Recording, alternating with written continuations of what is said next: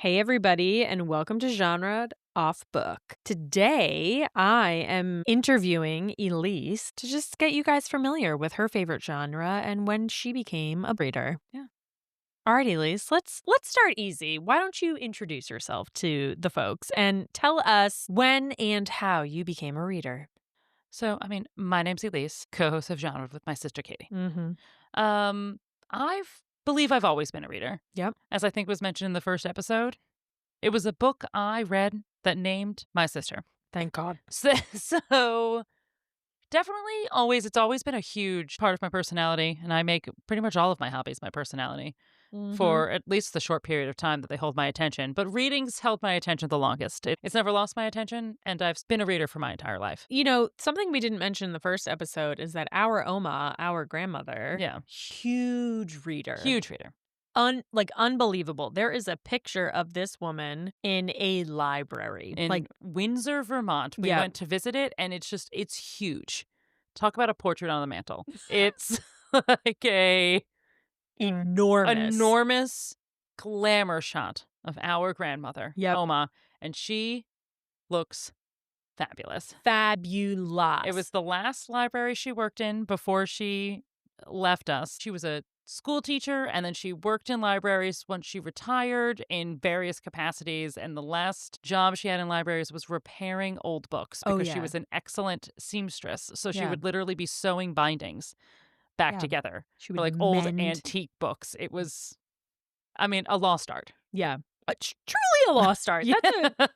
That's truly great. All right, Elise, tell us, what is your favorite genre? How did it come to be? This was rough for me. When anybody tries to pin me down for anything, it often is. But I think I have to say fantasy. Fantasy. Just like fantasy, not romantasy, not romance, but fantasy Okay. as my favorite genre of all time. But like as the mood reader I am, it's obviously moved around. But like I started with fantasy, basically. Like the first books that like I fell in love with were like the Lioness Rampant series by Tamora Pierce, like truly like they're young adult, but they're for children.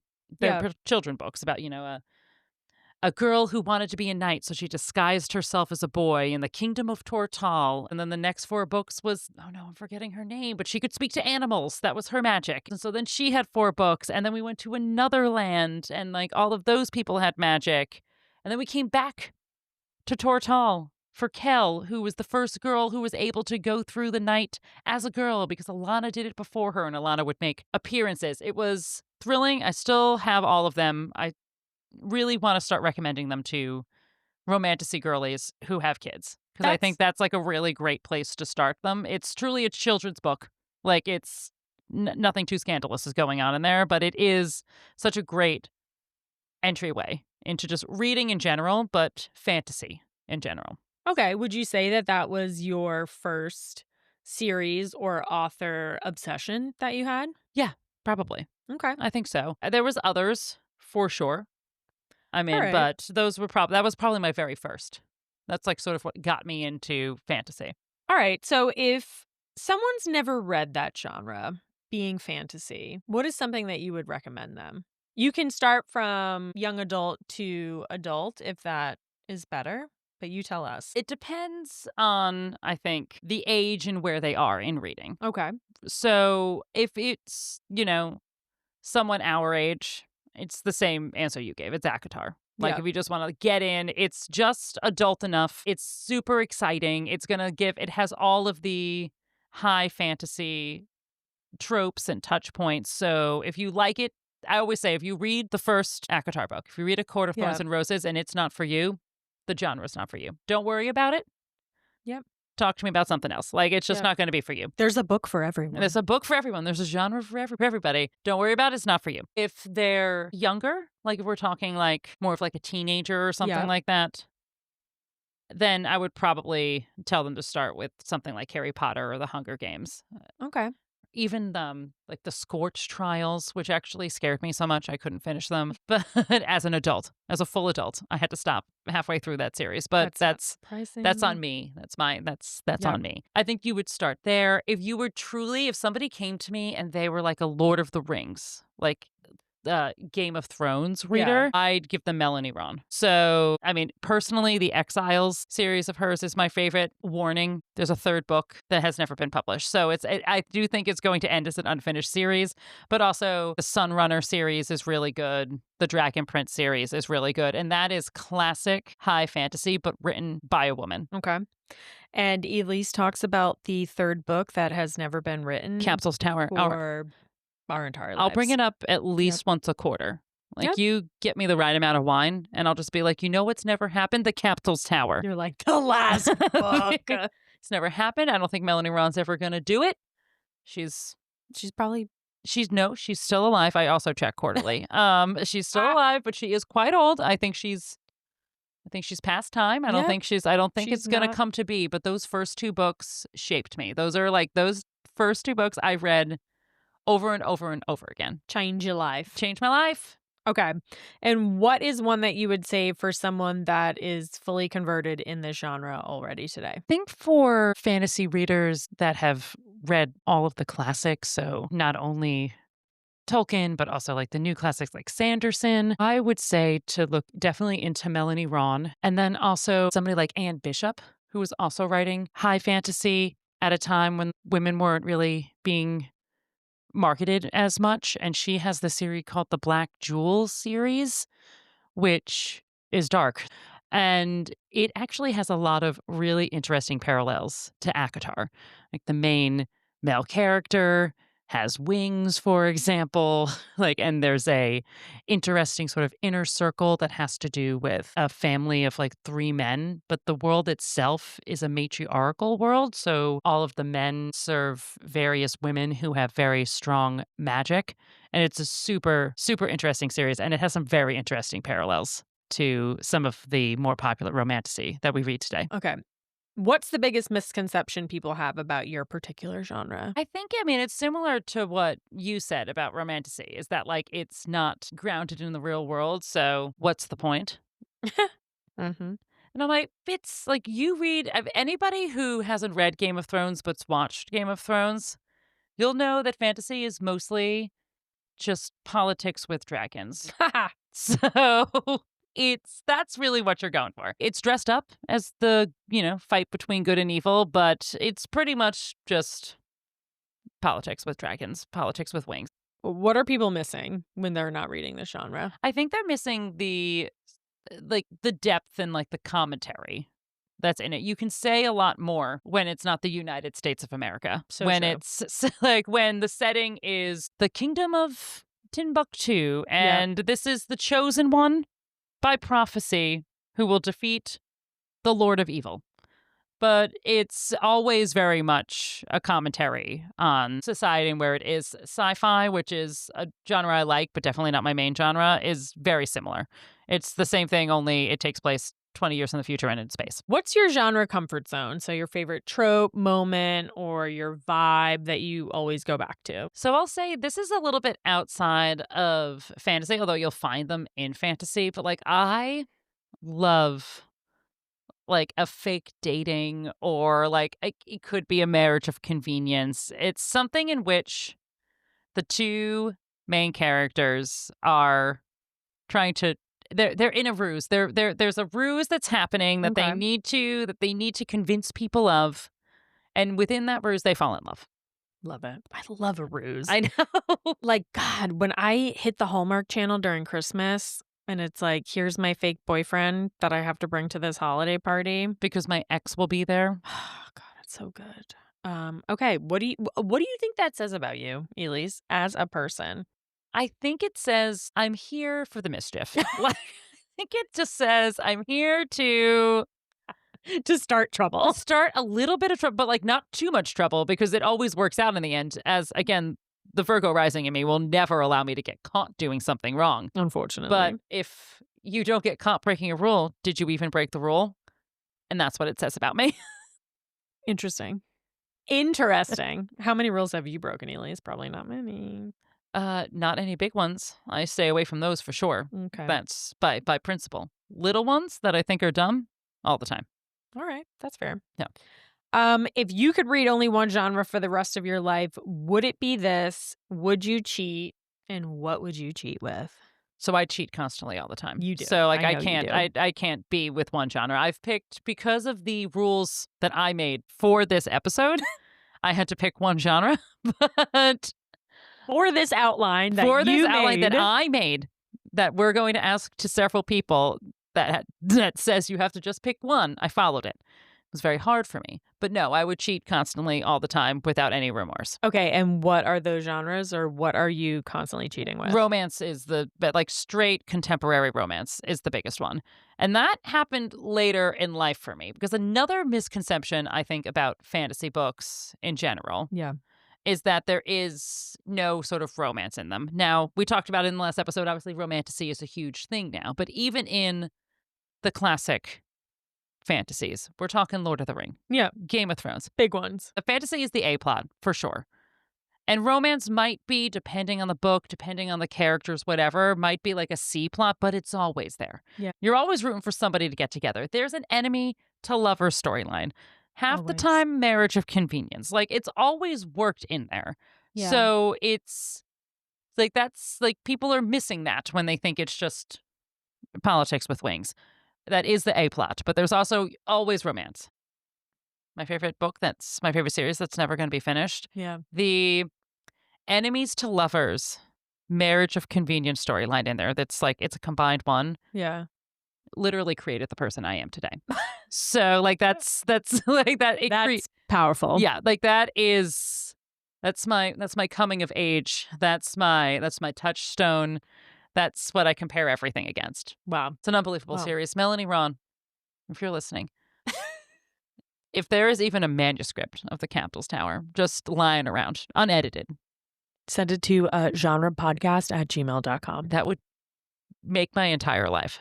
If someone knows Melanie Ron, you could just get this to her. I'd pay money. I mean, I don't know. Just we'll see. SOS. Melanie Ron, where are you? But later in life, when I was sort of in a place where fantasy, and particularly high fantasy, was not, I didn't have the bandwidth to read it and sort of consume it in the way that I wanted to, because Yeah. it's big.